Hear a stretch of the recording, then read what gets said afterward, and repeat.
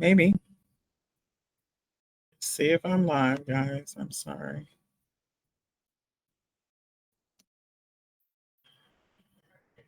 Just trying to get used to these tools. Got that. This is live and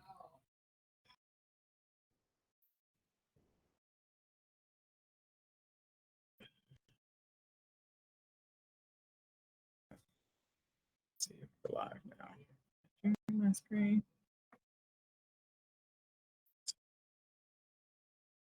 Where is this thing? This shouldn't be this complicated.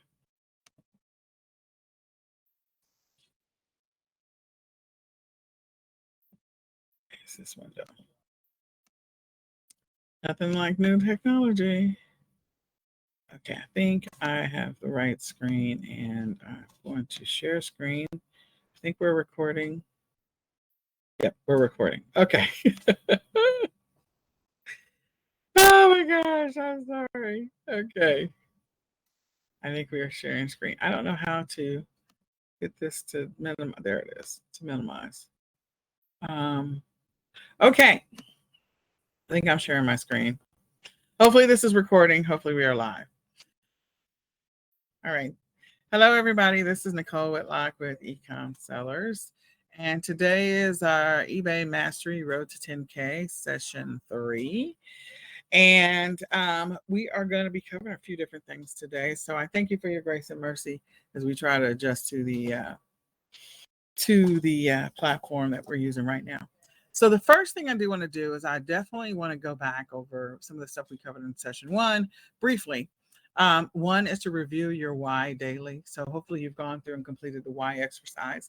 If you haven't, I would encourage you to do that because that's going to help you keep motivated and focused during this entire process. Number 2, your schedule, your daily schedule. Make sure you go through and you've completed or built out your daily schedule. Your daily schedule is the thing that's going to help you along this journey to help you to stay focused on the things that you possibly are not thinking about, help you to find time to actually run your business, help you to stay committed and redirect you to the things you should be focusing on in your business, those daily activities like listing or sourcing or shipping out to your customers. The next one is thinking about your sourcing just a little bit. We did briefly talk about sourcing in session 1. We're going to cover sourcing again in this session. But I want to encourage you to list daily because your goal is to get to 10K and we want you to get to 10K. And let's focus on trying to get to 10K first in the first 90 days and then 10K a month. So it has to be a gradual progression in order to know where you are, where you're trending. If you are, if your profit is $23 a day, every single day for the next 90 days, you will get to $2,000. It's probably not your goal number, but it is something to be aware of. If you are trending $45 a day in profit or $67 a day in profit, that's $4,000 or $6,000 in 90 days. If you're trending at $95 a day in profit or $120, then that's $8,000 or $10,000 in 90 days. Now, in order to get to that number in 30 days, you got to take that 120 times 3, and that's $360 a day. So that means that you have to be strategic about what you're sourcing. You have to be strategic about what you're listing and selling, and you have to be consistent and committed to that to get to some of those numbers. So you have to know what your profit numbers are. Now, in order to get to $360 a day in profit for the $10,000 goal, then there's a high probability that you are going to have to sell, because again, a certain percentage of your sales will get you there. So you have to sell high numbers every day in order to have that percentage be $360. So when I say high numbers, like you may, let's say that you have $2,000 a day in sale, and if your profit margin is $10,000, 10%, then that's $200 a day in profit. If your profit margin off of 2,000 is 20%, then that's $400 a day in profit. If your profit margin off of $2,000 is 30%, then that's $600 a day in profit. So you have to know what you're backing into. And if you have the capacity to sell $2,000 a day or $1,000 a day, if you do 1,000, 30% of that is $300. So if you get $1,000 a day in sales and you're at 30% profit, what are the things that you need to sell that will help you to get a consistent $1,000 a day? That is how you have to think about that. Okay. So make some time to review and tweak your listings from time to time on eBay. eBay likes refreshers to listings. eBay also likes consistent listing every single day. That's going to help you to get there. So be sourcing the right things. Remember that when you sell things that have a lower cost, you will sell more in volume, and you will definitely need to sell more in volume. When you sell things that are higher cost, that have a higher price tag on them, it's going to take a little bit longer for those items to sell. But I will tell you, most of the time, the higher priced items, if you've done a good job of sourcing and vetting them, they have a low return rate on them. So, stumbling over my tongue. So, the status update for you.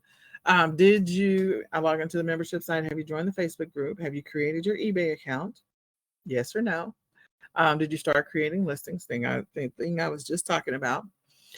Did you create and optimize your listings last week? We did talk about some of the things to help optimize your listing. Did you conduct any keyword research last week? We're going to cover a little bit more keyword research today. Have you been tracking your profit numbers? Have you been tracking your stats? Have you been sourcing items in the 1% of the Amazon sales rank? Now, I know you're probably going, I'm not selling on Amazon. I'm selling on eBay. Why are we talking about Amazon?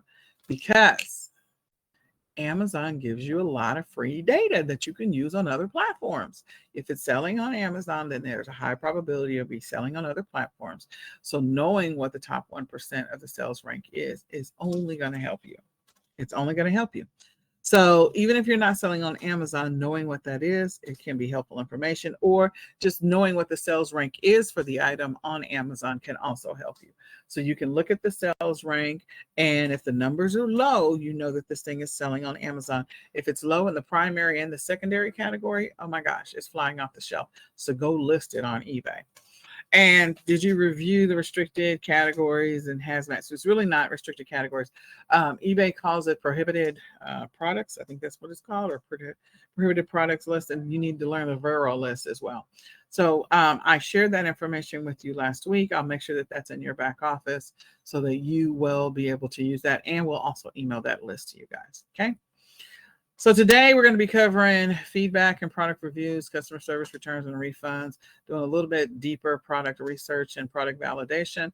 We're going to use some simple sourcing strategies and tips, simple product research strategies and tips, and simple sourcing tips. So we're going to go through that today. In addition to that, some advanced strategies talking about wholesale and some of the things you can do from a wholesale standpoint, private label, print on demand, drop shipping, and order fulfillment. Okay. So I do need to share these links with you. We're going to send them to you in an email. So the first one is a productivity tracking spreadsheet that we've used for years. What you want to do is when you open it up, you want to make a copy of it. And somehow this thing is not the link. Hold on. Here we go. I clicked on the wrong one. That's an inventory tracking spreadsheet.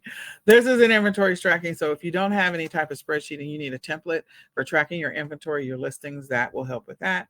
The second one is a productivity tracking spreadsheet. I think so. Yes. And so it'll go through and you can ask yourself the question, as we are talking about you staying active and consistent and productive in your business. Okay, did you complete the class assignment for week 1? Yes or no? Did you attend any Q&As? Yes or no? If you had questions, you should attend the Q&A. Have you determined what selling platform we're on? eBay. What's your total time that you're spending working in your business? Your total time. What is it? Is it 3 hours a day? Is it 5 hours a day? Is it 1 hour a day? Okay, that's going to tell you everything you need to know about whether or not you're going to hit that $10,000 goal. You're going to have to make sure that you find the time to do the business. And it needs to be no less than 3 hours. no less than 3 hours a day.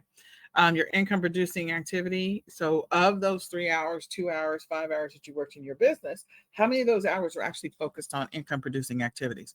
I'm talking about creating listings and making sure shipments go out. Those are things that guarantee that you'll be able to make money. Okay, well, it won't guarantee.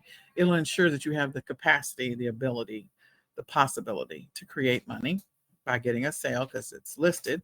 And number two, that you'll be able to keep the money if you ship it and it's received. So those are two income producing, income keeping activities that you need to make sure you're doing them. How many hours are you doing those? And everything else is important, but these are the ones that are the most important. What's your weekly budget? We talked about the fact that you're going to have to spend some money, invest some money in inventory.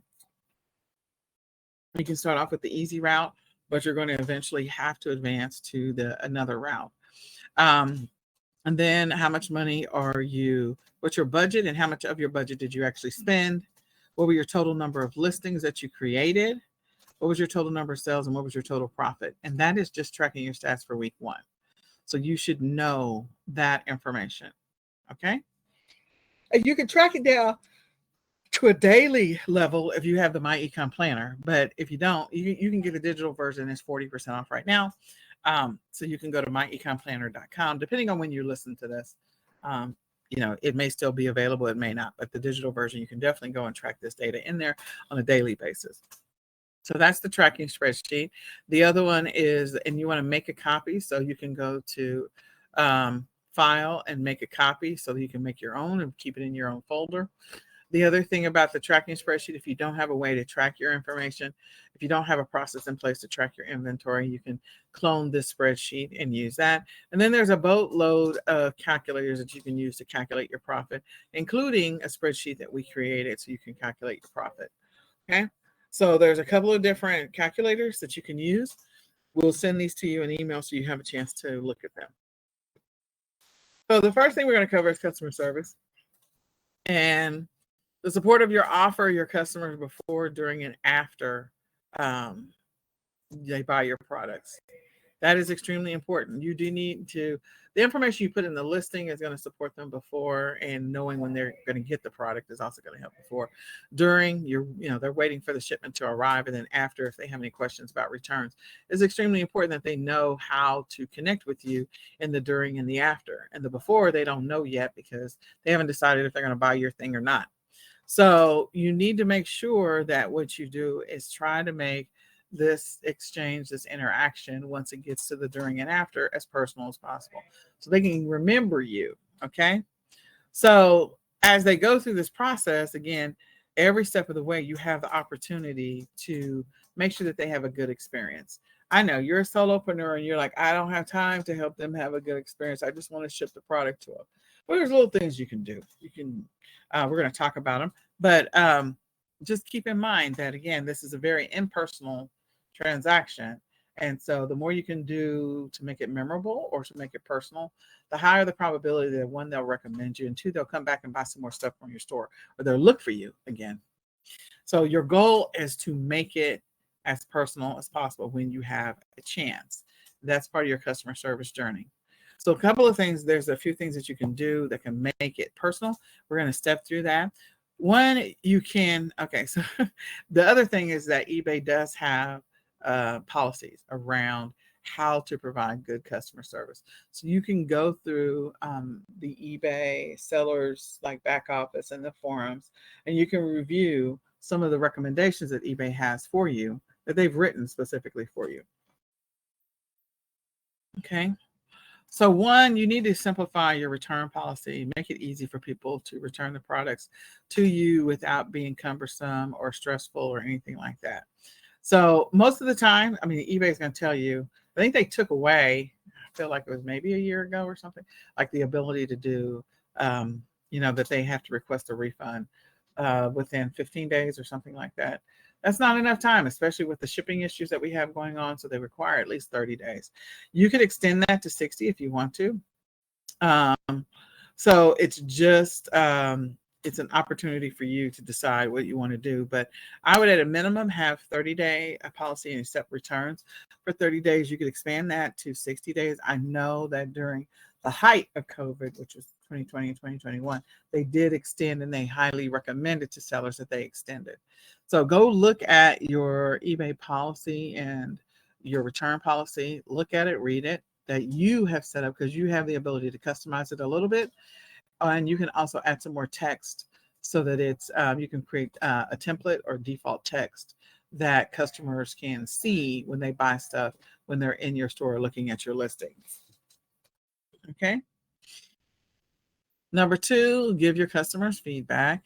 So when they buy something from you, give them a feedback. You have the ability to give feedback to your customers, and that will sometimes trigger them to give you feedback. So I want to encourage you to do that. So rate them, because again, they're buyers. They could also be sellers, but they're buyers. And that will help other sellers know how it's going with that particular buyer. There are buyers that come onto eBay and all they want to do is scam, scam, scam, scam, scam. And so if you're not putting in feedback that you got scammed and other people are not putting in their feedback, nobody knows it. And by the time they've gone through 80 sellers, it's like too late. So definitely figure out how you can leave feedback. And this may be something that you decide to do that you want to outsource at a later point when you're profitable. Okay. Next one is request feedback from your customers. So when you send off your shipment, you can print off a little card, and there's like Avery cards that you can do this with. So on your printer, you can make a little personal card that goes in with the shipment. If you're shipping it yourself, or if you're sending it to a fulfillment center, ask them to include it. And if you have already packaged up your stuff, you can just stick it into your packaging. And if it's going to a fulfillment center, so every time you package up your stuff, once you create a listing. So let me back up about 200 feet.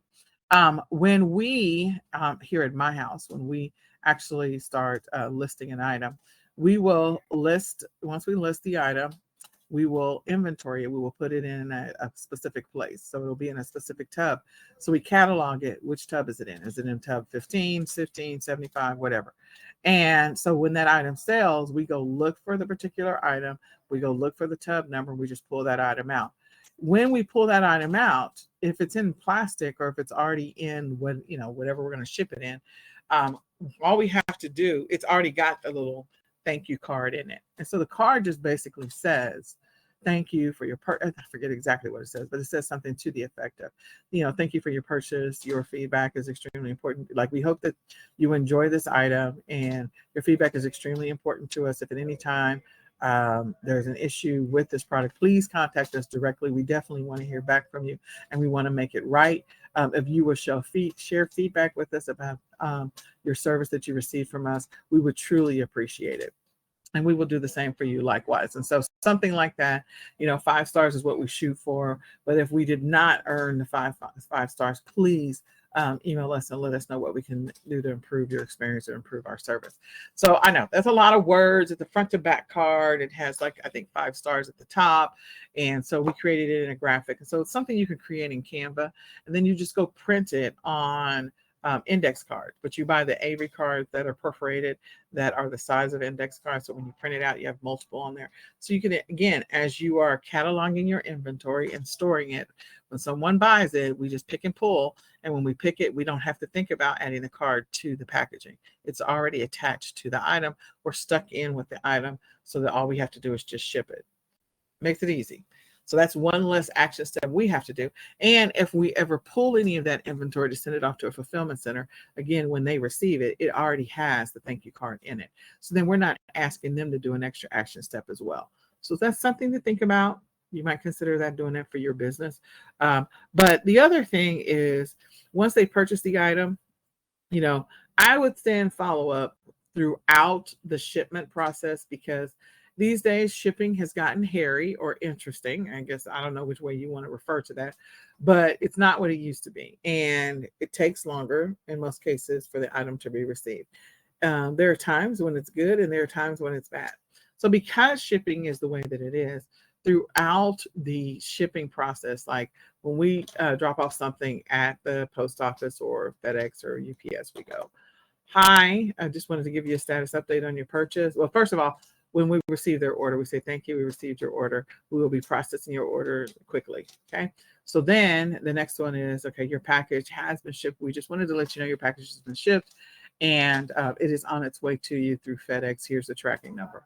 And then, of course, they're getting a tracking number anyway from FedEx or UPS or USPS. Then number 3, because you're putting a tracking number, in your back office when you ship the item. Then number 3, they get a communication from us when we check somewhere in between after we've checked it out, dropped it off at USPS. Some people will send them a note that it's been checked in at FedEx or UPS or whatever. We just normally wait a couple of days. And so we'll send them a note that says, hey, we see that your item is en route and it is scheduled for delivery. You should receive it within this date, but please allow an additional 24 hours just in case the item has not been received by that time. And so we give them an estimate in the email. We give them an estimated whatever. And then once they've received it, we send them an email that says, hey, we see that the item has been received. Let us know if you have any questions or concerns. We strive for 5 stars, blah, blah, blah. And then so they will, and we say that the item has been received, please give us feedback, blah, blah, blah. If the item is not on your porch at this, or, at your front door at this point, please allow 24 hours just in case it was checked in and it was actually on a truck for delivery for today, something like that. So then that way they're not immediately going, I didn't get it, allow 24 hours. And then the last note, this is where we send these 2 emails. So we send an email that's 2 days after. It's okay. After we know that they probably have received it. So if the item was delivered on a Monday, we will send them the note on Monday and say we know that allow 24 hours, the item has been delivered. And then around Wednesday or Thursday, more than likely Thursday, we will do a follow-up email that says, we hope that you receive the item just satisfactory, that is to your satisfaction.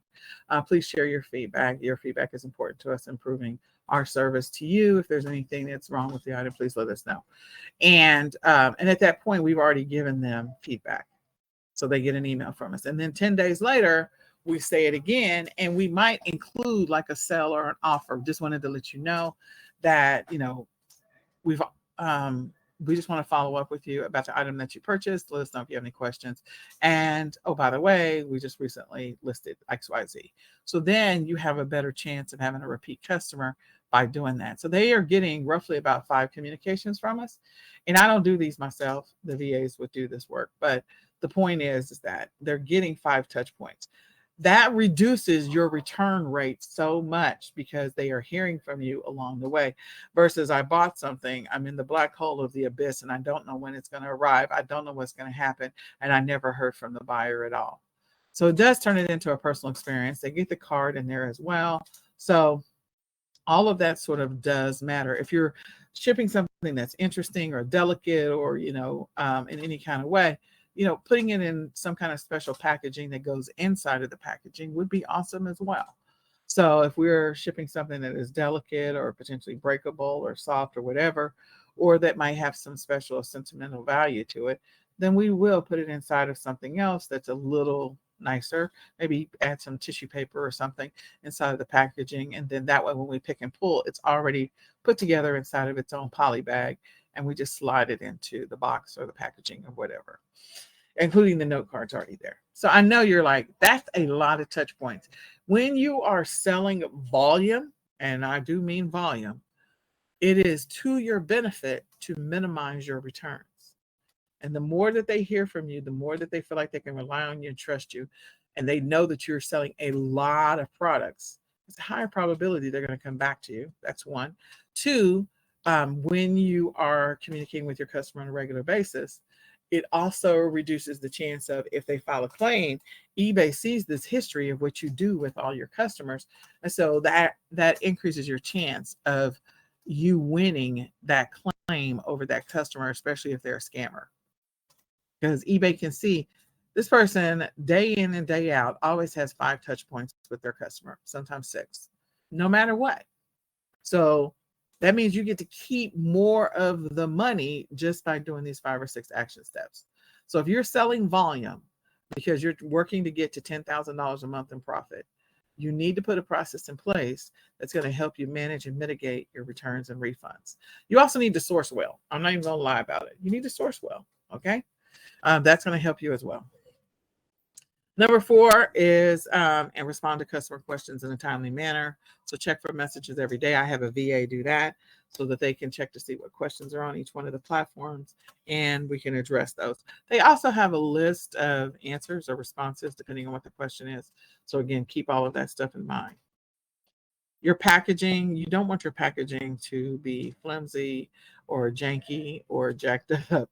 You want it to be decent or nice or at least as expected.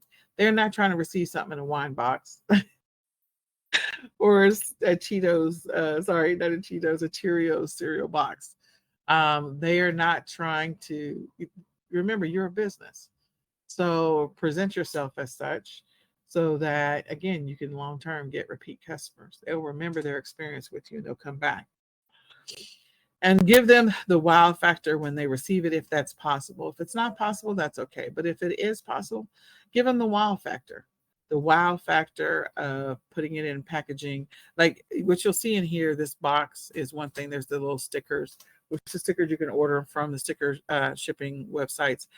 This little paper stuff, like you can buy that at the Dollar Tree or you can order it in bulk. There's some tissue paper back here. So this is like for bundles. This is custom and this is unique and this is special.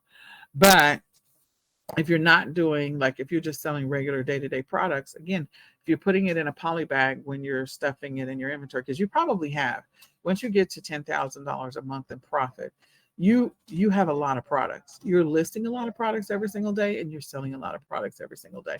Even if those products are like $50 products or $60 products or $100 products, you're still selling a lot of products every day. Okay.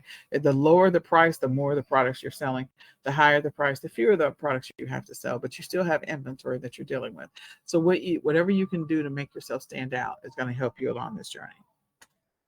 And then make sure that your branding is present. So in this example, I'm sure that this logo up here has the branding that we can't see.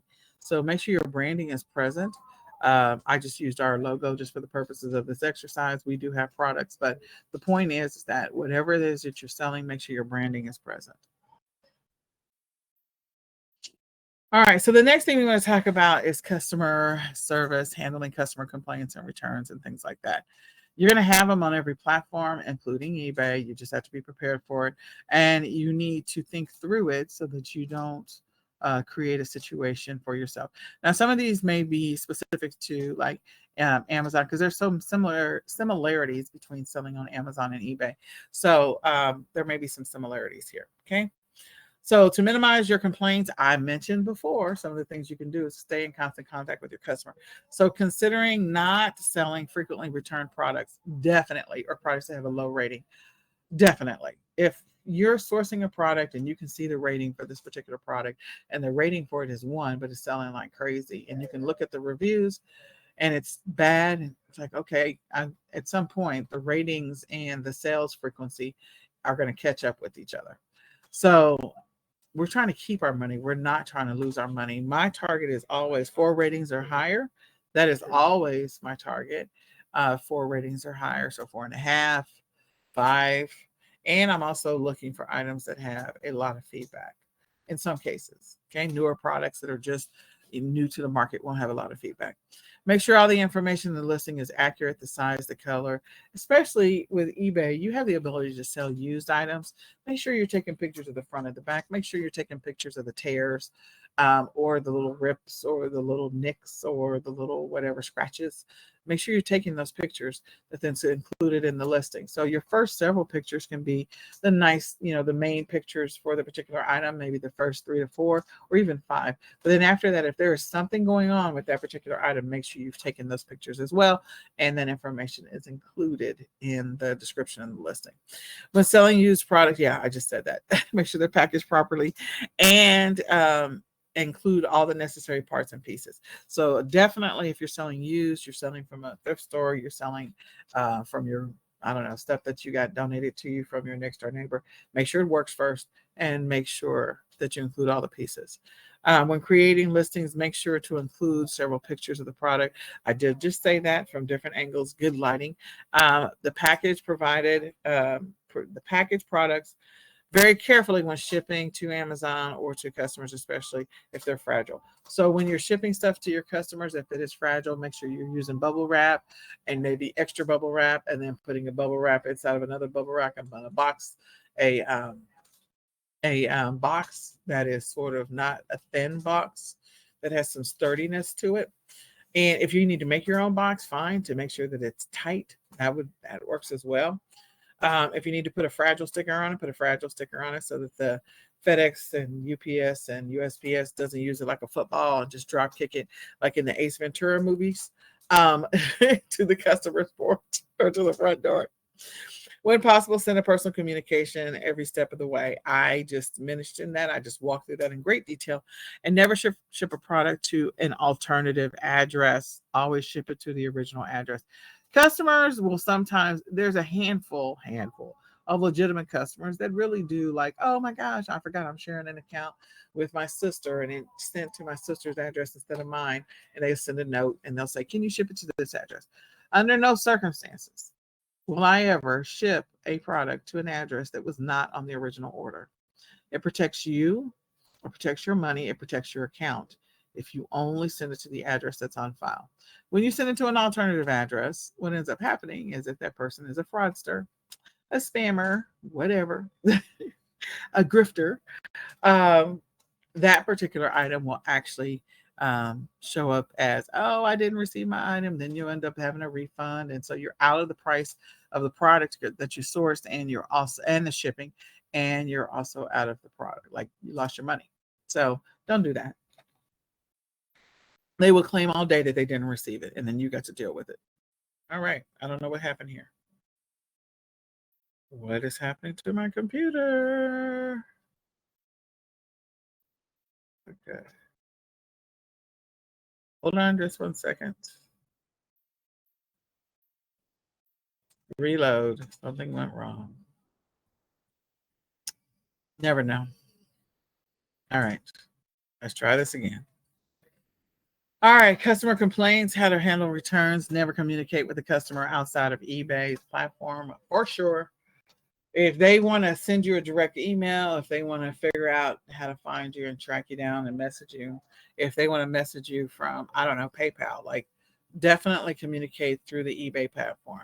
eBay can see what's happening. And so sometimes one of the things I used to like about eBay and PayPal being connected is that if the customer communicated with you wherever, both platforms knew about it. But today they don't. They don't always know about it. So the person can file a complaint or file a fraudulent charge. If they don't get a refund from you on the eBay side, they can file a fraudulent charge on the PayPal side and get the money taken, and PayPal will send them back their money. I'm like, oh, come on. So again, stay within the eBay platform. Let eBay fight for you with PayPal if they need to try and get your money back. Keep record of the return notification email from eBay and respond to eBay quickly. So if they're asking for a return, keep that stuff for your file so you can follow up. If the product's not returned within 30 days or whatever your return policy is, if eBay already processed a refund for the customer, make sure that you request reimbursement.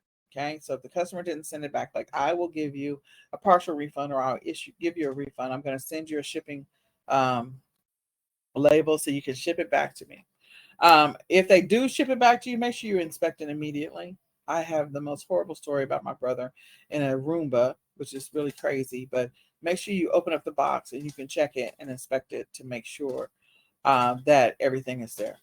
Protect your selling account by contacting the buyer to find out the reason for the return.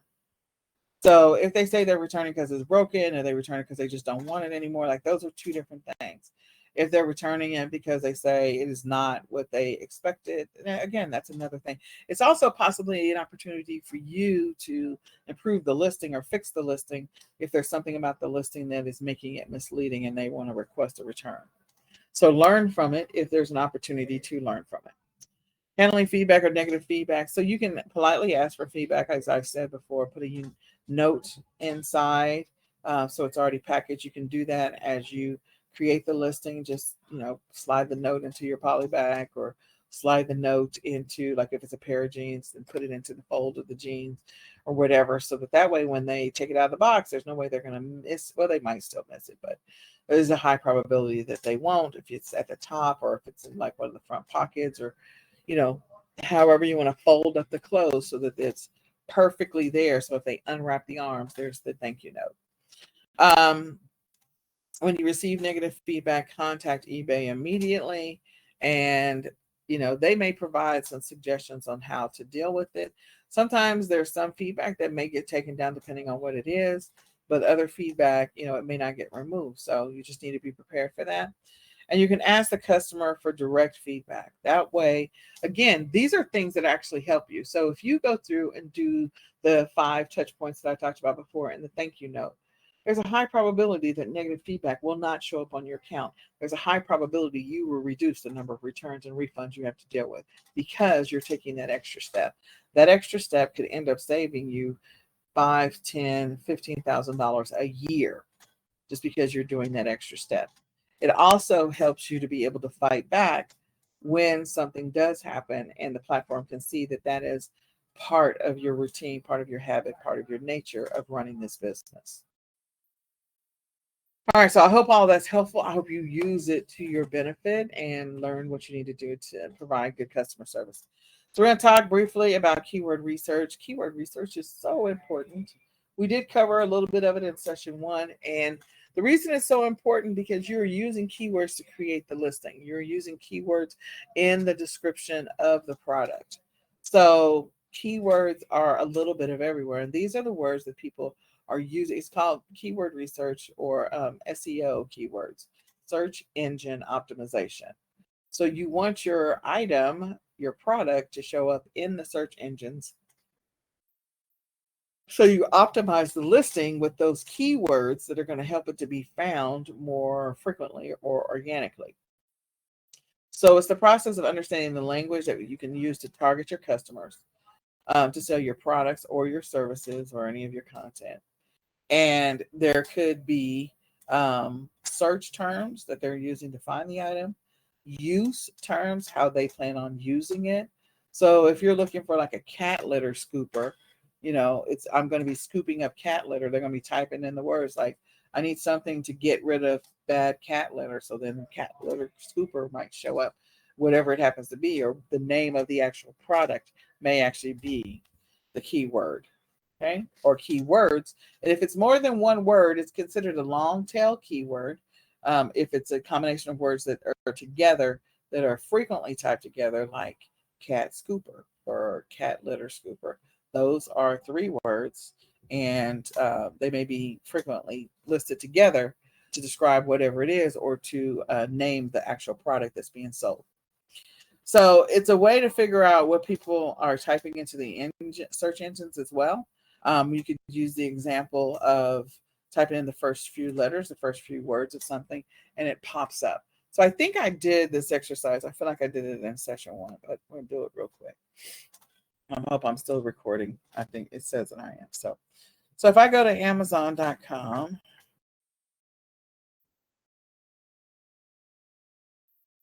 where am I on the keyboard? I'm not on the M, that's for sure. Okay. So I've been doing this whole thing with the rafters, but let's go, and we are going to search for this, something that is coming up. So if I start typing for, so when I type 4 and I don't finish the rest of it, these are the top 10 things that are coming up automatically under 4. 4th of July shirts for women. So if you're going to do print on demand, people are searching for a 4th of July shirt for women. That's the number 1 thing that's being searched right now. Number 2, 4th of July decorations. This is the number 2 thing that's being searched right now that starts with the word 4. Okay. Number 3 is 4 somatic, mushroom coffee, sigmatic. 4 Sigmatic protein powder, 4 Sigmatic, I don't even know what any of that is. 4 Agreements book, 4th of July decorations outdoors. So 4th of July decorations outdoors is about the 6th or 7th most searched thing. 4 Winds book by whoever this lady is. So evidently that's a popular book. 4 Square volleyball, outdoor activity. People are looking for that. And 4,000 weeks. I don't even know what that's about. Probably a book. I don't know. But those are the top 10 things that are being searched with the word for, the beginning of it. So if that is what I'm seeing, I know that if I got any 4th of July shirts for women, this is a great time to put those up. 4th of July decorations, a great time to put that up. 4th of July decorations outside, great time to put that up. Okay? Because that's what people are searching for. If I type in 4 and I don't put anything else, there's 42-inch smart TVs. So these are all the things that people are searching for right now. And you'll notice number 3. Number 3, 4th of July shirts women. So you got 4th of July shirts for women. That's being searched as number 1 under FOUR, and number 3 under 4TH, 4th of July shirts for women. What does that tell you? It's a mental note. Write it down right now. Women are looking for 4th of July shirts. They are definitely looking for them on Amazon. If you're doing print on demand, that's a great one. If you know where you can source some shirts and get them shipped out to your customers pretty quickly, this is a great time to do that because this is what people are looking for. All right. Always good. So using the platform search engine is a great way to figure out what people are wanting to buy. So let's go do the same thing on eBay. If I go to eBay and I type in FOUR, right now, FOUR, four-wheelers for sale. People are really looking for four-wheelers on eBay. But the fifth one, is 4th of July decorations. So 4th of July decorations showed up on Amazon as something that people are searching for. And 4th of July decorations showed up on eBay in the top 10 search results. This is something that people are looking for. This is helpful information for you as a seller because you can use this to help yourself make more money. Now, if I type in the number 4, there's a 4K movies. I don't know what that means. 4K Blu-ray monitor, blah, blah, blah. Again, I sell stuff and I don't even know what it is or what it does, so I'm not worried about it. But so it starts with 4. I'm going to put a T and let's see what else comes up. 4TB, I don't see any 4th of July decorations is the 4th one down. So 4th of July decorations is there. People are looking for 4th of July decorations. They're also looking for 4th of July. Down, I think, towards the bottom, which is about the 6th one down, 7th one down, whatever. They're looking for that. So if I keep going down the path of 4th of July, decorations is the number 1. Number 2 is just basic 4th of July. So that's the keywords that need to be in the listing or need to be in the title. And 4th of July shirts. So people are looking for shirts. So let's see how many. And then there's a 4th of July dress. What? So let's go see on eBay how many 4th of July shirts are listed. So there's a bunch of 4th of July shirts that are listed. They don't say men's or women's, but right now I will say this one feels, this is men's, that's men's. It looks like they're men's. A lot. There's a woman's. There's another woman's. Some of these are universal. There's some crazy ones. Okay, so what I think is an opportunity for eBay is that if you want to list some 4th of July t-shirts on eBay, I think there's an opportunity for you to do that are women's, because there is not a flood of 4th of July t-shirts on eBay. So let's go over to Etsy, just because we're already here. I don't even know what window my thing is in, but I'll come back and find it. And I'm going to type in 4. And so 4th of July shirt, of course, comes up first. 4th of July SV G is a design that you can like put onto a shirt or something. 4th of July, 4th of July P&G, again, another design that you can put onto something. And then we've got 4th of July shirt for women, decor, wrath, bow, earrings, shirt kids, shirt men. So 4th of July shirts for women in the top 10 for Amazon. 4th of July shirts for women on eBay, not even there. So there might be an opportunity there. People are searching. They're going to other platforms, clearly looking for it. So eBay doesn't have enough of them, or people are using the phrase 4th of July shirt. So what does that tell you as a seller? It's an opportunity for you, since you know they're looking for it on Amazon and eBay because it's in the top 10 searches, for you to create a listing that has the exact words 4th of July shirt women or 4th of July shirt for women, and get the sale, because other people are neglecting that phrase on eBay.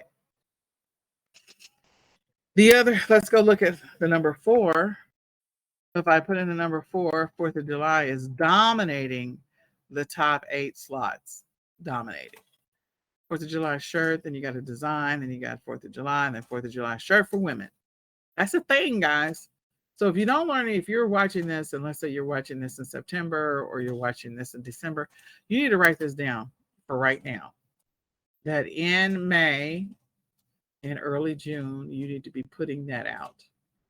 You need to be selling it, sourcing it. You need to source it before then, but you need to list it because people are looking for it. Okay. All right. So let's go back and using that method of just searching the first couple of words on any platform. And using that to your advantage. Please don't tell me this thing is messed up. Hold on just one second.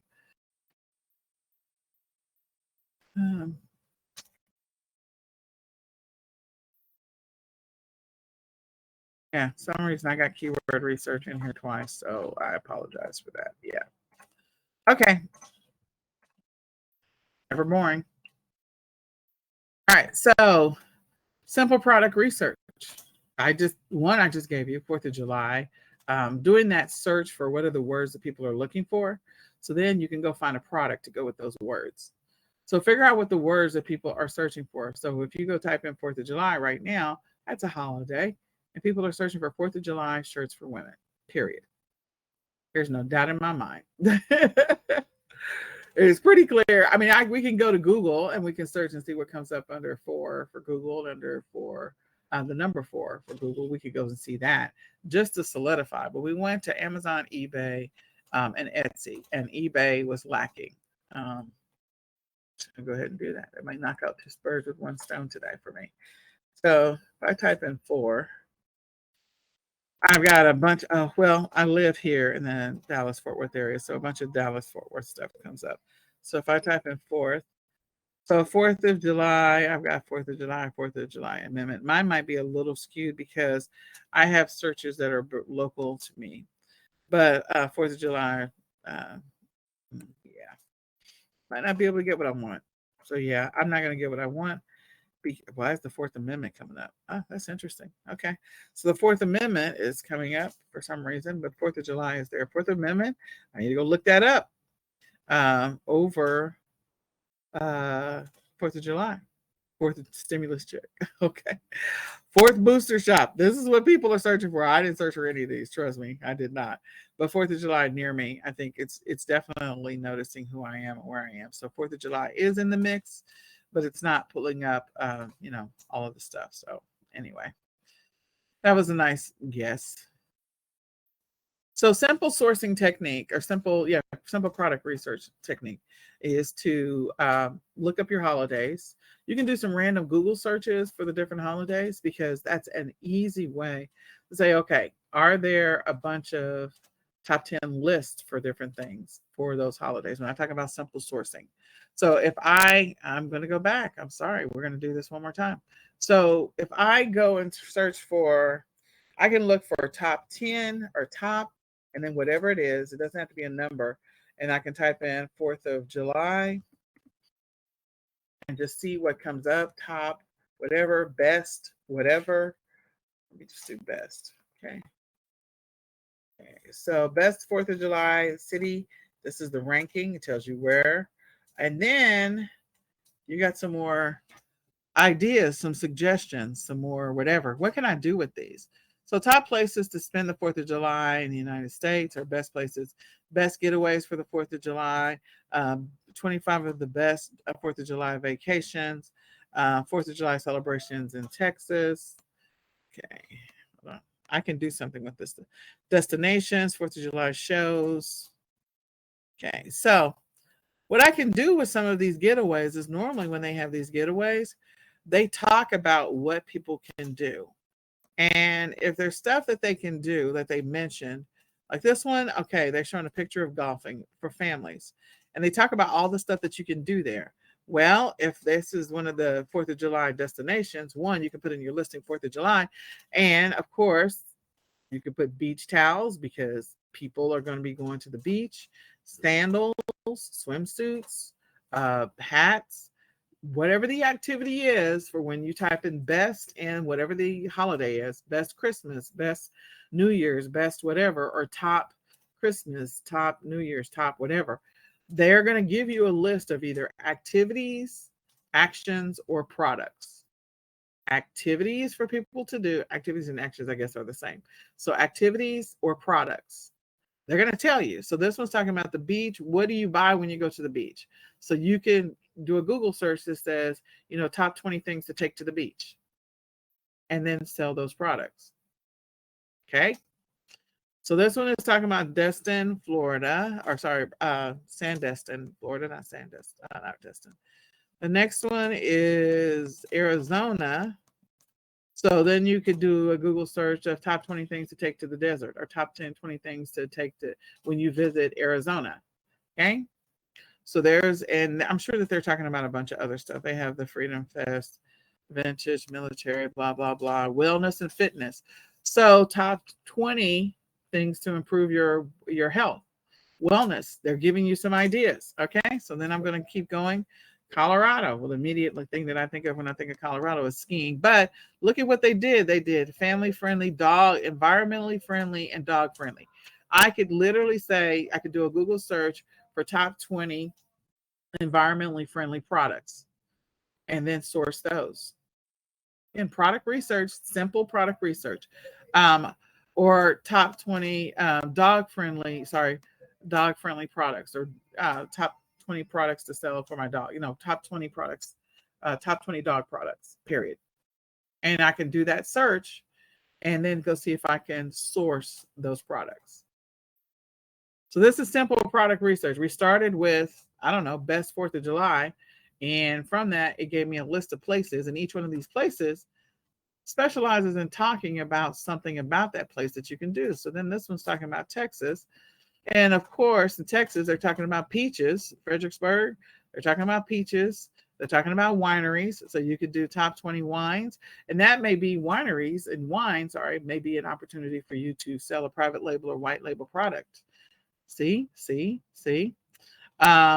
Wildflower farms. So, top 20 farming products, or products to top 20 products to use on your farm or to use on your garden. You can literally just read the article, and they're talking about different things that our products are attached to. People love to do canning, so canning of peaches. So what are the 20 things that I need to can peaches? Sell those products. Okay, go list those products. Okay, then this next one is Arkansas. I always think of Hot Springs, Arkansas. So let's see what they're talking about. Oh, they did talk about Hot Springs right there. So that's health and wellness, of course. So something to think about, wellness products. You can do a Google search for top 20 wellness products. They also talk about the swimming pool. So you can do top 20 things to take swimming. Again, these are products you can be selling. They're giving you a hint. I mean, they're not really saying what they are. You're just going to do a random search. So if I go top 20 items to take to the beach. Okay. That is not beach. Oh my gosh. Okay. All right, so the top 20 things that they tell me I need to take to the beach. This is an old list. You can change it, go into tools, and you can change it from any time to within the last year. So you can get a more recent list. And this is telling you 21 beach packing items for 2022. They've given you a list. Now, this list was published in February, which is fantastic. All of these things are the same things. Of course, I want you to notice that this is actually an affiliate page, because these are clickable and they're giving you products that you can offer to people, and they can buy them by clicking on your stuff. So if you click here, it's going to take you to Amazon. Ooh, look. But anyway, that's a whole nother training for affiliate marketing. But this is a great one. It's a great example. So that she's giving you a list of products. That's the first thing. The article is about the top 20 products. And she's got a link to all of these products, and they're all on Amazon to take to the beach. These are all things to take to the beach. Okay. So you as a seller, if you had done this in, you would start searching for, I always source for the season ahead. So in February, that would have been close to the spring. So in the spring, I source for the summer. In the winter, I source for the spring. So if people are going to the beach in the spring, I would do this search in the winter. And February is clearly the winter. And once you do the search, you can begin the process of looking for these products, or you can save these articles so that you can use them in the future. I'm just saying, okay? I love this affiliate game. Whoever this lady is, she did a really good job on her affiliate game. All right. So the next thing, let's just get through the rest of this. Sorry. The next one is seasonal. You can use that same strategy for top 20 things or top 30 things or top 50 things that you need for the summer. Okay. And just do a random search, top and best, or things not to do. Okay. And then popular, trendy, those two things you're going to find. Some of them are going to be in the news, or going to be things that famous people are wearing or influencers are peddling. Those are going to be those popular things, trendy. Again, things that people are wearing, things that people are trending, things that maybe have made the news are going to be in the popular, or that are now or is like maybe scandalous in the news. They're going to be popular.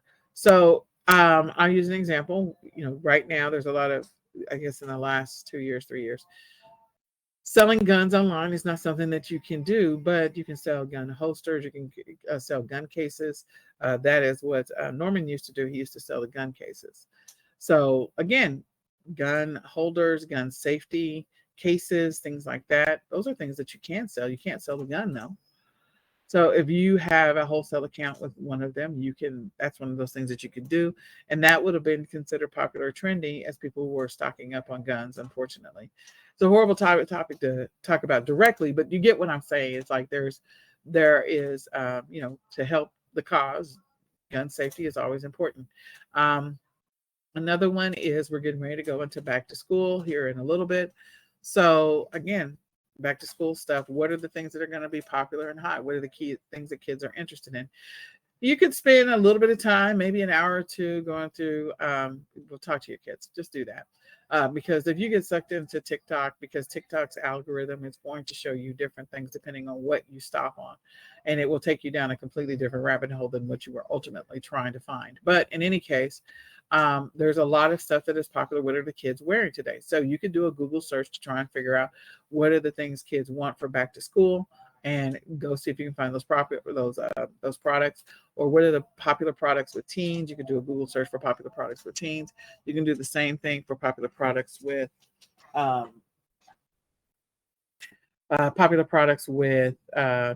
pets, or with preschoolers, or with grandma, or with moms. Like Father's Day is right around the corner, so popular products for dad. All of those things. So you can literally do a search just for that, and that simple product research. Upcoming national events or activities, I immediately think of back to school. That is a big thing that's happening nationally. Movies or monthly holidays. So month holidays that are coming up. We know that October is Breast Cancer Awareness Month. That is something they don't ever let you forget. June is LGBTQI. I don't remember all the letters, but That is what I have to go through the letters slowly. Um, that is that month, so Pride Month. July, of course, is the 4th of July and sort of a patriotic month. August, I don't remember what August is labeled as, but anyway, there's something about each one of the months, and you could go do that research and see what products you could potentially source from there. Things that people use every day or regularly, those are sometimes replenishables. Things that affect other people or affects everyone. So something that affects everyone, like gas prices are crazy right now. So some people are looking to buy bikes. So if they're going to buy a bike, maybe you don't want to sell bikes, but maybe you want to sell the bike helmet or the bike knee pads or the bike shoulder pad. Not shoulder pads, elbow pads. Maybe you want to sell the water bottle holder for the bike, or maybe you want to sell those motorized scooters. So again, that's something that's affecting everyone. People are trying to figure out how they can cut their expenses. So giving you some ideas there. I don't know. Maybe you'll use them, maybe you won't. That's something that's happening right now. By the time you watch it, like it may not be applicable. So think about at this very moment, whatever time it is that you're actually watching this video, what is something that's affecting people? And how can you potentially sell a product that solves that problem or it has an accessory that solves that problem? Okay, so that was a simple product research. So you're doing product research on those things, and then you go find the products that solve the problem. So with the simple sourcing, you need to make sure that you do have the budget established. And we've talked about that budget in the past. I would suggest always that you reinvest 100% of your profits in order for you to scale to get to that 10,000. So you're going to be reinvesting for a little bit to get to that 10,000. But once you get there, it's going to be a sweet space for you to be. If you're looking for some stuff that's quick, again, we covered this in session 1, but stuff around the house, stuff from your neighbors, stuff from churches, stuff from garage sales, store closers, liquidations, clearance, all of those things.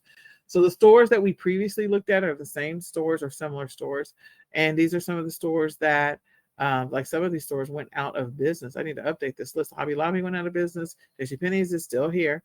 Pier 1 went out of business, but some of these others are still around. You also have your grocery stores or supermarkets, your warehouse. There's a bunch of stuff that you can sell from the warehouse stores. I'm just telling you, because the one thing about the warehouse stores, the majority of the time is once they're out there, it's gone. Like they're not bringing it back again until next year. If it was hot selling, they're not going to restock it. They literally put stuff out. It is what it is. You buy it, you don't buy it. And then your drugstores and all of the drugstores, the sporting goods stores, pet stores, warehouse stores, and then there's a couple of wholesale and online. But these are all simple sourcing ways to, go buy or acquire some inventory. So check out that list. So the one thing about keyword research, I don't know why it's in here twice, but I will say some of the tools that I highly recommend, and I'll fix this later. Keywords Everywhere. I encourage everybody to get a Keywords Everywhere account. It will be to your benefit. The YouTube videos on Keywords Everywhere and how to use it, how to install it are really short. There's like a 4-minute video and an 8-minute video. Use that to your advantage. You can get like 100,000 searches for $10. There's no monthly fee. It's a one-time fee. You just pay for it every year, $10 a year. I mean, I think you can afford that. And then Google Trends, always using Google Trends to help you to do some quick product research. You can use some of the Amazon Chrome extensions, even though you're not selling on Amazon. Look, there are a lot of benefits to the free information that Amazon gives us. So use it to your advantage to make money on other platforms. And then there's the AMZ suggestion expander, again, another Amazon tool. I gave you the hack of typing in the first couple of words in the search box, and then I want you to install those extensions. So I am not going to go through keyword research, but I am going to talk about niches. So a niche is a segment in the market of a larger market that can be defined by its own unique needs, preferences, identity that makes it different. So they give you an example. I give you an example about shoes for women. Here's the deal. I have never rewritten this, so I'm going to just talk through a different scenario. I like dog leashes as my example because I think it's something that most people can understand. So with dogs, you have big dogs and you have little dogs.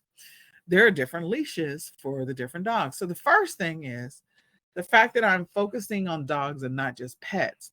Pets is its own niche. Its own niche. Pets can run the gamut. So you can be talking about um, anything from a bird to a fish to a snake or a turtle or lizard or cat or bird. I mean, it's just so many different pets. But it is not like kids or babies. So it's its own niche. Kids are their own niche. Babies are their own niche. Married couples are their own. Single people are their own niche. So focus on pets. Now, if I want to niche down, I want to take a deeper dive into pets, then I can focus on dogs. So I go from just talking about pets, things that people, animals that people have in their house, to specifically dogs. And then from dogs, I can niche down from dogs down to small dogs, medium sized dogs, large dogs. I can talk about dogs with long hair. I can talk about dogs with short hair. I can talk about dogs that have almost no hair, or medium length hair. I can talk about the work dogs, or I can talk about just teacup dogs. So we can go the gamut on the different types of dogs. So I went from pets down to dogs to something that describes the dogs, or you can even go into breeds. So that way, we could talk about Labradors or Chihuahuas or whatever, poodles. Those are all niches. And so in each one of those niches, there are people that are passionate about them, that love them, that like them, that are interested in them, that are obsessed with them, whatever, that their favorite, whatever. It's their favorite thing. So when you think about that, what are the products that those people are potentially buying? What are the things that they need? Well, if we go back to dog leashes, maybe there are people who really like to walk their dogs. So maybe they are people that have big dogs and there's a special kind of leash that they need for their big dog. And there may be some other things that they need for their big dog. And then there are people that have medium-sized dogs and maybe there's some things that they need for their medium-sized dog. And then there's the small dogs. And so there might be a certain type of leash that people need for their small dogs. Maybe the dogs are so small, like the leash gets off of their neck. So they want a leash that they're not going to choke the dog, but they also want a leash that's not going to get off the dog's neck. They also want a leash that's going to keep the dog safe. So maybe they want to glow in the dark leash, or they want a leash that makes a noise just in case they can't find where the dog ran off to. Okay, or it has a tracking device in it. Who knows what they wanted them, but there's a whole bunch of potential opportunities there. So if I want to specialize in dog leashes for small dogs, that is definitely niching it all the way down. And there's an audience for that. You can find those audiences in Facebook groups. You can find them in forums. You can find them at dog parks, more than likely. You can find them in a lot of different in pet stores. You can find them in a bunch of different places.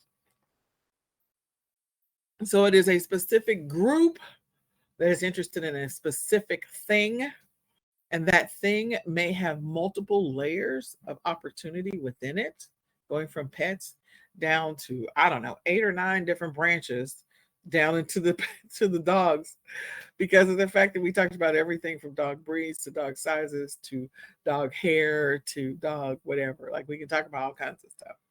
That is pretty much a niche, a specific targeted group or a specific group that is interested in a specific thing, have a specific desire. So for me, me and my family, we would be in the special needs niche. More specifically, niching down even further autism, and niching down even further autism in boys, and niching down even further autism boys and teenagers. So again, if I were looking for materials, information that I wanted to share, I could sell products to people who have teenage boys that are autistic. I could sell products to people who have boys that are autistic. I could sell products to people who have autistic children or autistic adults. Again, these are all opportunities because of the fact that I am aware, I have some information, I have some insight into what that audience needs, is looking for, or wants. So why should you sell a niche? because it's an opportunity for you to target those people and to make a bunch of money selling products that they need, things that are going to improve their life, simplify their life, make things better, or things that are going to serve them well. So if it's something that is a need that they really need in that community, it's a product that's going to sell on a regular basis. If it is something that they want or something that's going to solve a problem for them or make their lives better in some kind of way, it is a product that they want. Or if there is something that's really going to make the other person like happy or make the dog happy, if we're talking about dogs again, or if we're talking about people, something that's going to make the kiddos happy, then again, finding those products and being able to present them in front of the right target audience that is looking for that specific product is going to be helpful to you. Okay. So, how do I do deep product research? I do deep product research using niches. And I think, I do this exercise. I love this exercise. And it is a lot of work, but it is so worth it. So if you don't have a lot of time, I would encourage you, go after the simple sourcing, simple product research strategies and the simple sourcing strategies. Use those two combined. Come back and watch this again and use the simple product research and the simple sourcing to help you. Then when you're ready to take a deeper dive and to go after something that is not so general and generic, because I will tell you the simple product research strategies and the simple sourcing strategies, a lot of sellers are using that because it's simple, it's easy, and you can do it and make a lot of money at it. Now, if you want something where you can find your own lane, ultimately converting it into your own private label product or creating a bundle for it, then niching down is something that you can do. That way you'll be able to create your own unique solution and or product. Or you can slap your label on something that's been white labeled and use that to your advantage. White label are products that are out there in the universe that were made by a company and they allow you the opportunity to put your brand on it. So if you are selling vitamins, if there's a company out there that's selling vitamin C and they allow you to put your label on it, and you can call it Jill's Vitamin C or call it whatever the name that you want to give it, bestvitaminc.com. Okay, fine. Whatever works. You can sell that by putting your logo on it using your packaging or having them customize the packaging to you, and you can sell that product all day long. Same thing with anything. Like there's, sandals. It's not the same as print on demand or that kind of stuff, but white label gives you the opportunity to brand something that's already out there in the universe that you can put your name on.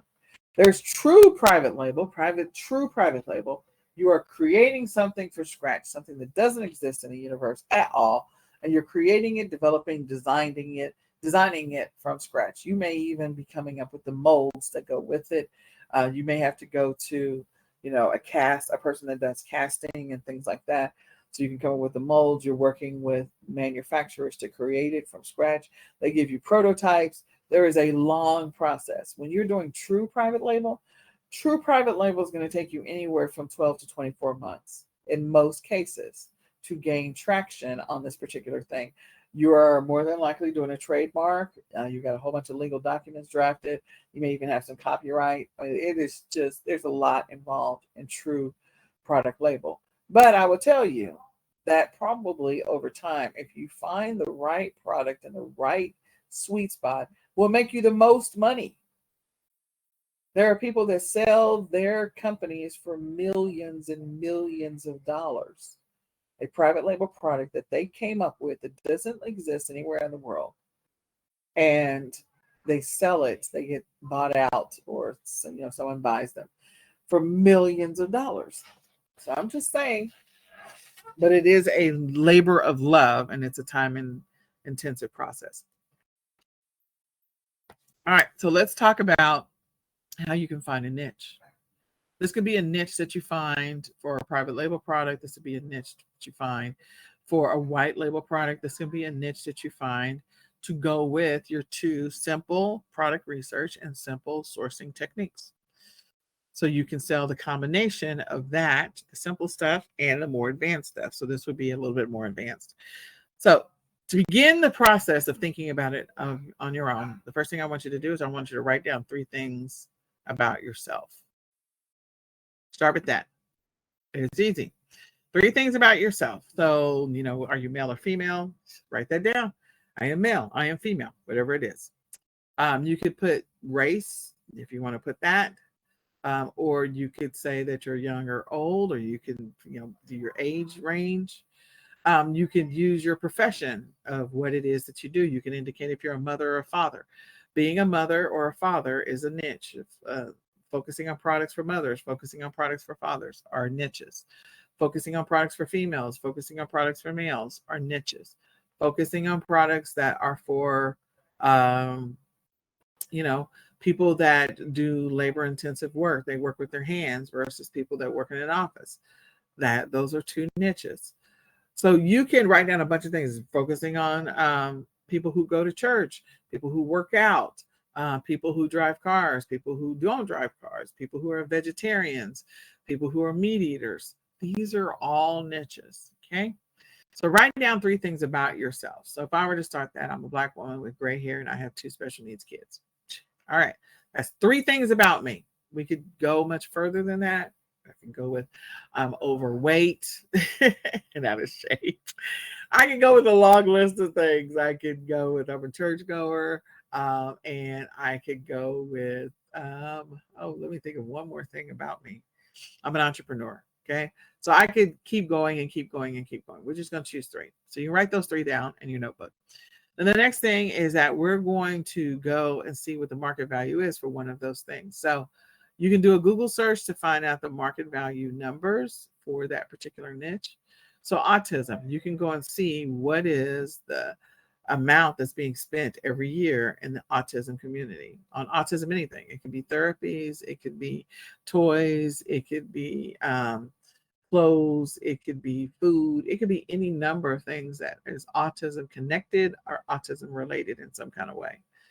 I can go and search for, old lady with gray hair. So I can go look for products that are related to people that have gray hair. I could go after Black women who have gray hair, and that would niche it down even further. So if I go after people who have gray hair, what is this something that I know because I have gray hair? Gray hair can be a little more coarse than regular hair. Okay, a little more unruly at times, depends. Gray hair could require better vitamins or different vitamins so that you can take better care of your hair and your skin and all that other stuff. Gray hair could require certain styling tools, certain shampoos, certain whatever, nightcaps. So there's a bunch of different things that can go with gray hair. I'm going to go check the market value for shampoos. I'm going to go check the market value for hair accessories. I'm going to go check the market value for I don't know. Let's see, I did coarse hair.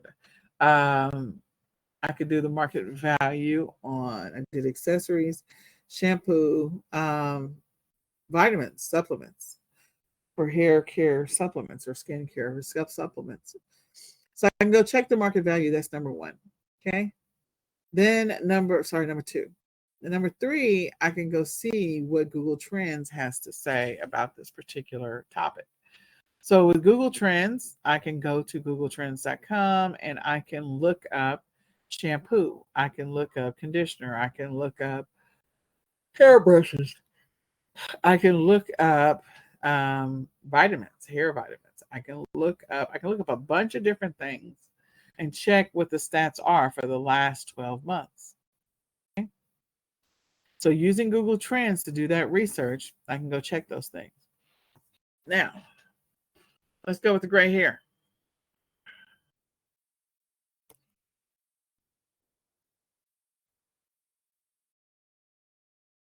Let's see. I got a lot of stuff open.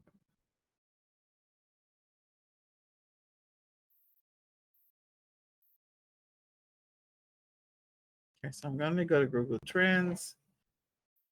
I'm going to look up gray hair. So gray hair, it appears to be an item that is searched sometimes. It looks like in January there were some searches, some higher searches. Okay, so gray hair is getting some searches. I can look at. Oh, let me go backwards. compared to gray hair. All right, so people are searching for gray hair over gray hair. And I can see what's happening in the last 12 months. Okay. But both of them are being searched equally, which is something good to know. I can also come down here and see where some of the searches are coming from when it comes to gray hair versus gray hair. And a lot of the blue states are looking for gray, and the red states are looking for GREY. I can also see what are the topics that are being searched the most about gray hair. And number 4 is Go Gray Hair Products. Look at that. Herringbone highlights for gray hair. Look at that. Okay. So it tells me that people are looking for it. Cool Gray 11. How to reverse gray hair naturally. Okay. So people are looking for solutions. All helpful information. Okay. So then the next thing that I'm going to do is, I don't know what I'm looking for there. Okay. So the next thing is, let me go back to the document. So I'm looking at trends, and that's some helpful information. I can see that people are searching for it. I know that there's some market data around products. Now the next thing it says identify the problem or the niche.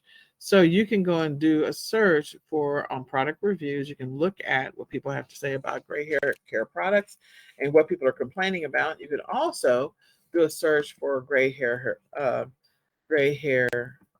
solutions blogs. Like people are looking for solutions when it comes to their gray hair. So remedies for gray hair, 20 natural methods.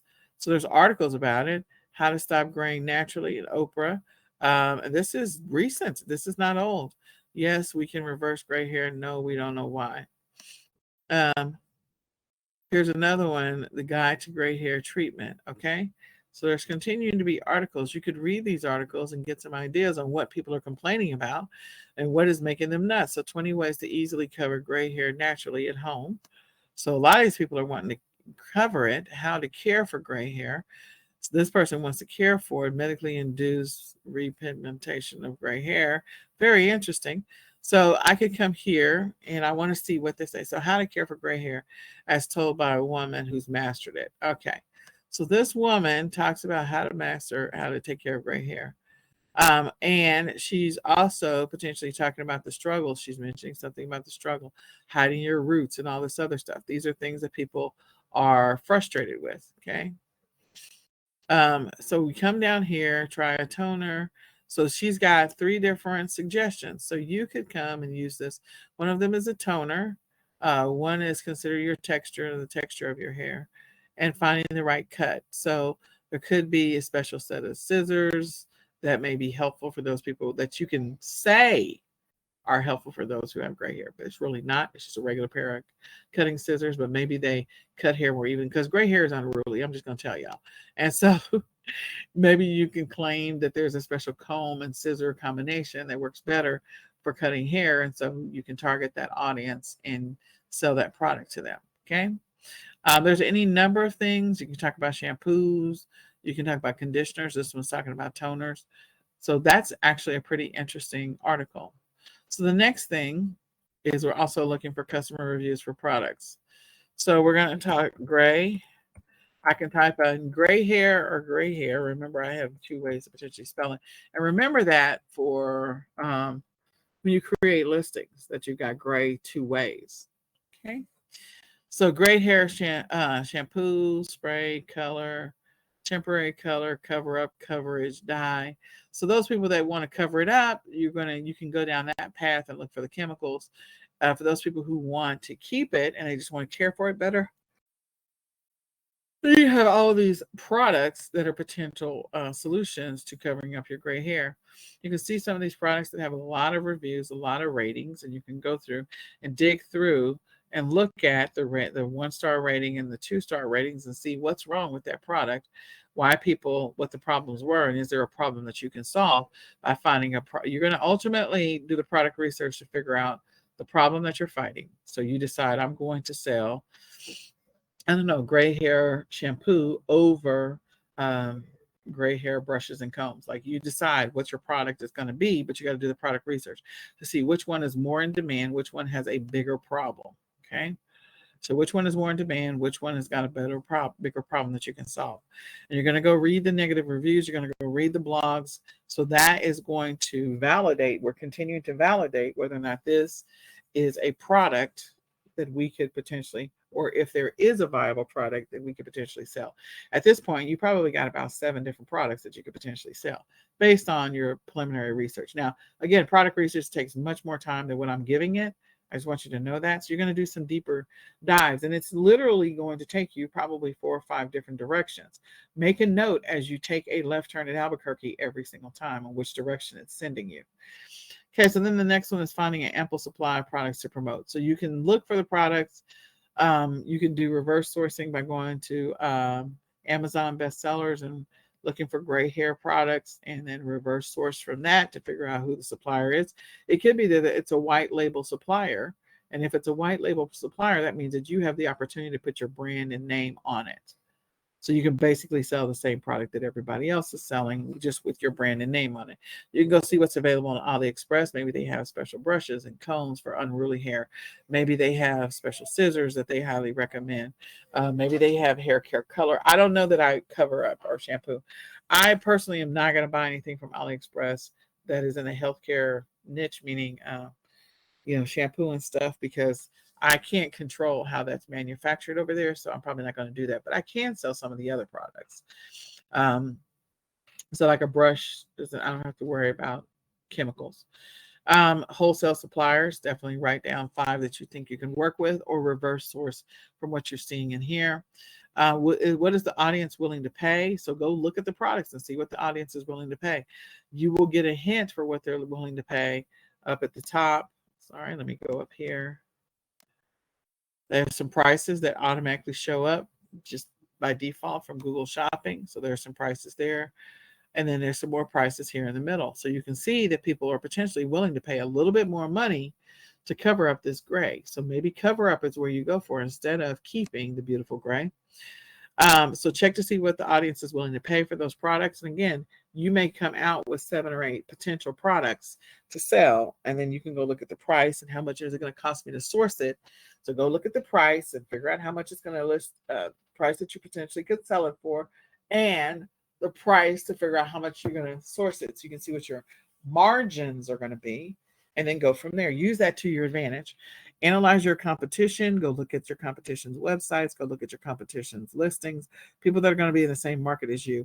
That way you can start making a note of the words that are potentially going to help you. But at this point, I feel like we've 100% validated that this is a product that is viable and that people would be interested in buying. We just have to decide which one of the products we want to sell.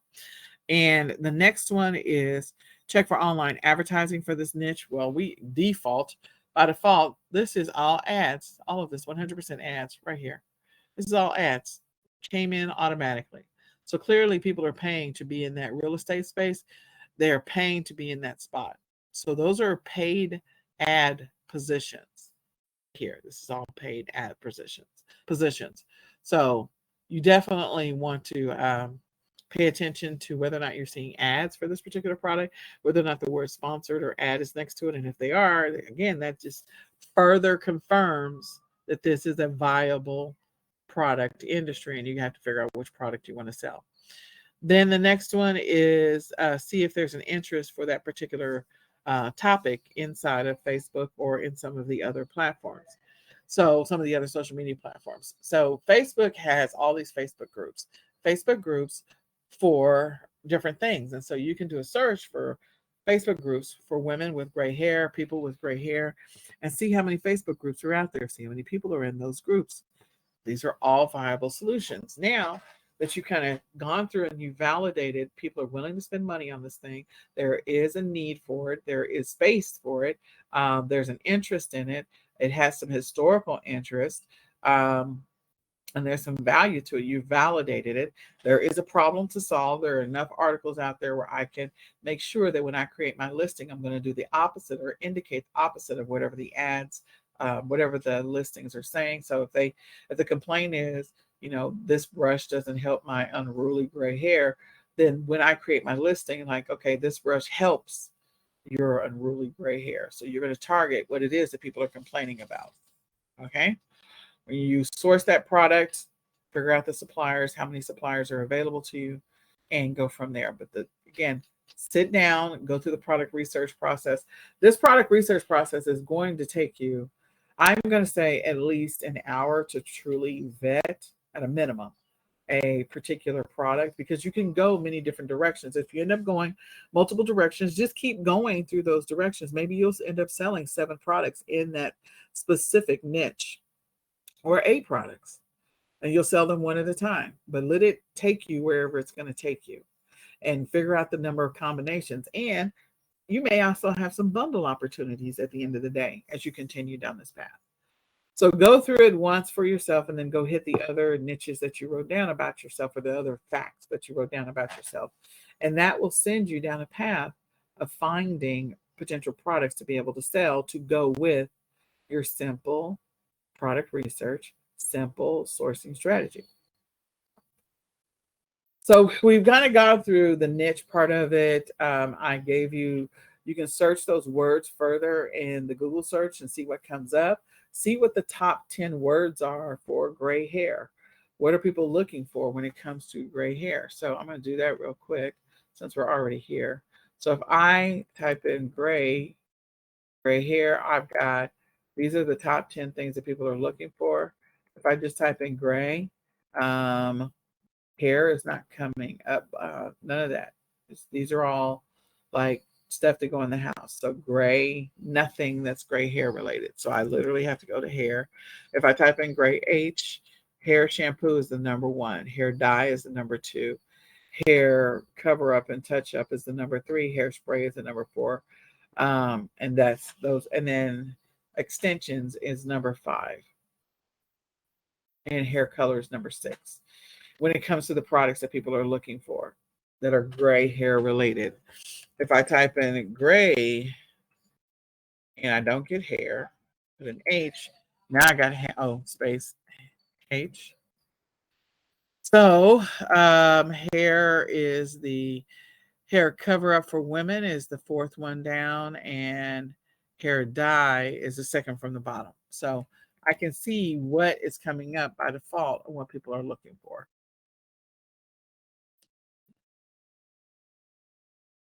So go do that research. Go check for Facebook groups to see if there's audiences. Go see what you can find about the specific product niche that you feel like, hey, there's an opportunity here where I can take a deeper dive. So that means that you're running your business 2 different ways. You're running your business sourcing for the simple strategies. Those are the low-hanging fruit where you can make some money pretty quickly. That stuff is probably going to sell anywhere from within 2 to 12 weeks. And so it's going to be pretty quick. Whereas when you're going down the path that we just did for the niches, you might sell those things very quickly, but you got to go through the process of sourcing them after you have validated the product research. You got to go and find suppliers. So you got to source them, and you got to vet those suppliers to make sure that they give you quality stuff. And if they do, that's fantastic. If they don't, you got to deal with that. Okay. All right. I got to go back the other way. The other ones that are options as you continue down this path, are there any print on demand opportunities for gray hair? There might be. But these are all some general print on demand ideas that you could potentially, these are all note cards. Hold on. These are simple ones. Hold on. Ideas. Here we go. So we've got, socks, throw pillows, fitness leggings, wall art, coffee mugs, stickers, notebooks, cards, t-shirts, phone cases, device covers, wrapping paper, blankets, shoes, KDP. Maybe you create a KDP book of things that are for people with gray hair. I don't know. Low content book. You could put a water bottle with maybe the back of a person's head that has gray hair, or phone cover cases. Like maybe you create or have somebody do some really intricate art where you can superimpose that particular image onto a product, a throw pillow, leggings. Again, helping those people embrace their gray hair versus trying to cover it up. Because once you start covering up, you got to continue to cover it up forever. And I gave up on covering up my hair. I feel like it was around 2014. I was like 15. I'm done covering it up, or 16. Done. I'm going to let it grow gray. It's going to be whatever it's going to be. Dropship suppliers. Again, I'm giving you a list of dropship suppliers. I meant to give you a list of print-on-demand suppliers. So I'll make sure we have that in the next session. But these are all dropship suppliers that actually have been reviewed and or vetted to some extent. And so these may be opportunities to be able to establish a dropshipping account with them and sell their products. They could have products that solve the problem that's related to gray hair in this example. They could have other products based on what your niche ends up being, based on who you are, that they could sell. You could find those products on their platform and be able to sell those products to your audience or on different platforms. And then wholesale suppliers, again, trying to find wholesale suppliers. These are not by any stretch of the imagination the entire list. This is not the entire list. This is to give you something to start with, something to go with, and for you to decide whether or not you want to sell products from these people once you have validated whatever your niche is. And then the same thing with wholesale. Again, once you have validated whatever your niche is, you can come here and go look for suppliers to be able to sell your products to. Okay? So write down these suppliers. And then there's also some wholesale suppliers back in this sourcing section. All right. So the thing that we're going to do is we are wrapping up for right now. One, I want you to update your listings based on what you've done today, what you learned, and start thinking about doing this deep product research versus the light product research, figuring out what people want so you can stand out, maybe looking at bundle opportunities. Of course, when you buy shampoo, you're going to buy conditioner. So again, that's an obvious bundle opportunity, but maybe nobody is selling shampoo and conditioner with a specific hair comb and brush for people who have gray hair. That becomes another bundle opportunity, or hair clips or whatever, a night nap to wrap to put on your head at nighttime, those types of things. The other thing is work on doubling the number of listings you put up from last week to this week. Work on that because of the fact that, again, you're working to get to $1 million seller status. Go back and review your why and your daily target numbers. If you need to, attend the Q&A. If you have any questions, rewatch this video and then check your email for any links that I'm going to be sending out. And if you haven't joined the Facebook group, please go ahead and do so. So I hope this was helpful, giving you something to think about, something to do when it comes to your eBay business. Remember that we have a Q&A at 2 o'clock that's available to you, and you can join us there. So with that, if you have any questions in the interim, feel free to reach out to me. And we are going to say goodbye for now. Bye, guys. I don't know how to end this. Oh, there we go.